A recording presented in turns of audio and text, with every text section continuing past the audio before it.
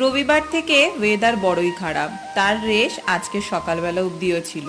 এখনো অবধি বেশ ভালোই বৃষ্টি হচ্ছে। আর এই বৃষ্টি বৃষ্টি ওয়েদারে বাজার করা তো দূর, বাইরে বেরোনোই বিশাল বড় মুশকিল সকালবেলায়। তাই এই ওয়েদার দেখে মাকে বলেছিলাম একটুখানি চাল ডালে খিচুড়ি বানাতে।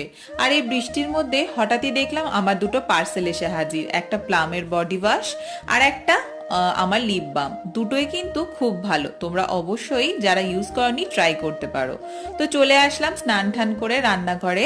মা আজকে তৈরি করেছিল চালে ডালে খিচুড়ি আর ইলিশ মাছের মাথা দিয়ে পুঁই শাকের চচ্চড়ি, আর তার সাথে একটু ভাজাভুজিও ছিল, কাঁকরোল ভাজা। আর খাওয়ার আগে করে নিয়েছিলাম গরম গরম ডিমের অমলেট আর পাঁপড় ভাজা।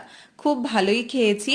আমার এরকম বৃষ্টি বৃষ্টি ওয়েদার দেখলে একটু খিচুড়ি খেতে ইচ্ছে হয়। তোমাদেরও কি এরকম হয়? অবশ্যই কিন্তু কমেন্ট করে জানিও। আর ভিডিওটা ভালো লাগলে অবশ্যই লাইক করো। টাটা।